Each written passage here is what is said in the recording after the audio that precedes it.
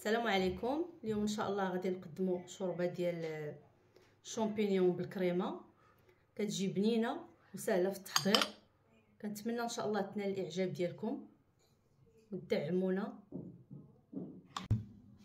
لتحضير هذه الوصفه غنحتاجوا نص بصله مشلضه، معلقه تاع الزبده، 2 فصوص ديال الثوم، 2 معالق ديال الدقيق والازير والزيت. شامبينيون من الافضل يكون شامبينيون نقي، ما يكونش فيه كحوله بزاف باش تجي الشوربه نقيه، ما تجيش كحله. غادي نبداو على بركه الله. غادي نديرو الزيت ديالنا،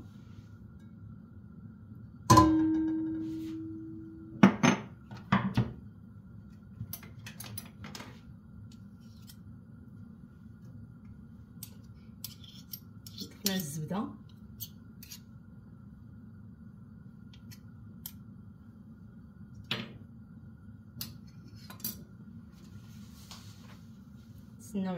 نتسناو على الزبده تذوب.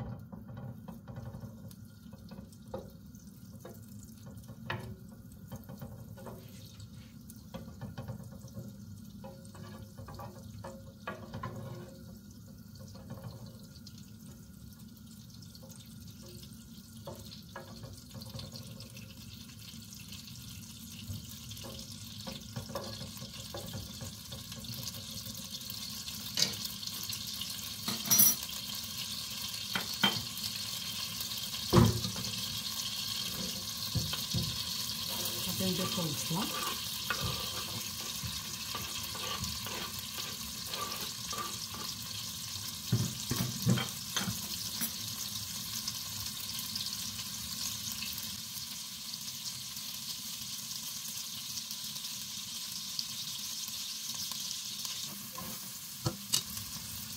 غادي نزيد الثومه، غادي نقطعوها شويه طريفات كبار باش ما تجيناش مجهده. راه في الاخير غادي كلشي غادي يتطحن، ماشي مشكله قطعناها كبيره باش ما تعطيناش داك الجلد ديالها.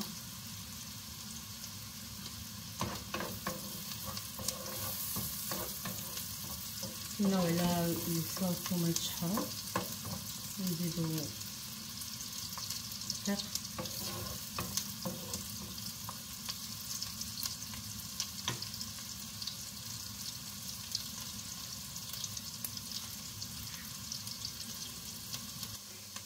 من بعد ما تشحروا لينا البصله والثومه غادي نضيف 2 معالق ديال الدقيق،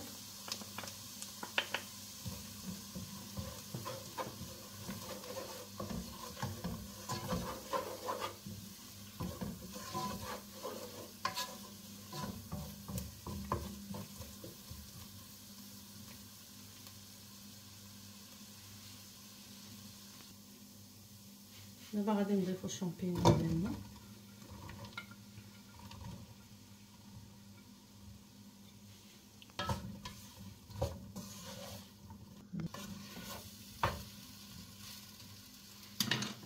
غادي نضيفو الازير. الشامبينيون تقريبا ضفت نص كيلو. دابا غادي نديرو الماء سخون،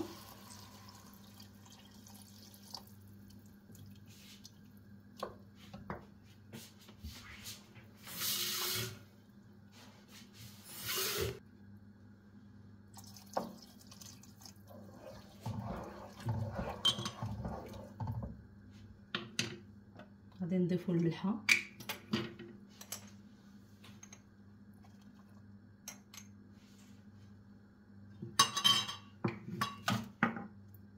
ابزار،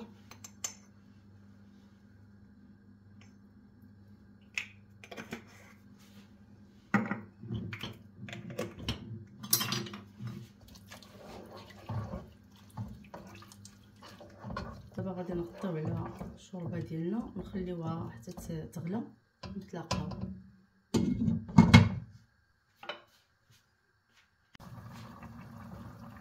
من بعد ما غلات لينا الطنجره خصنا نقلبوا الشامبينيون نشوفوا الا طاب صافي. غادي نطحنوا الكل وغادي نرجعوا معكم ان شاء الله باش نضيفوا الكريمه.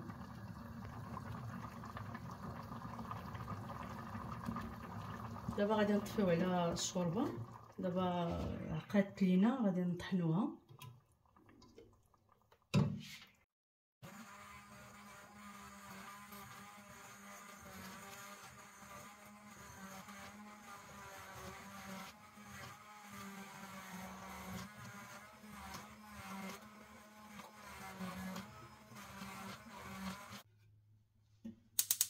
من بعد ما طحنا الشامبينيون دابا غادي نزيدو كريمه.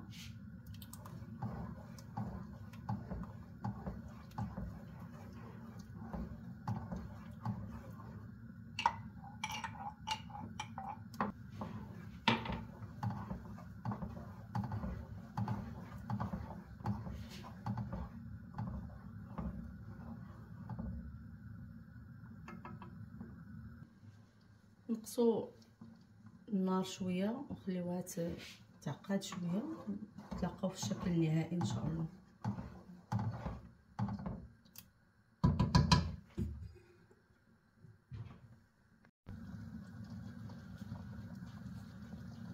من بعد ما غلات لينا الشوربه ديالنا دابا غادي نطفيو عليها.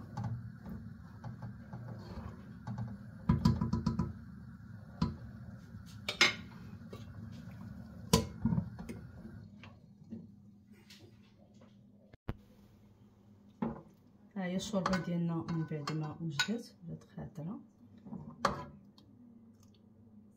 نتمنى تجربوها، كتجي بنينه زوينه وسهله وسريعه.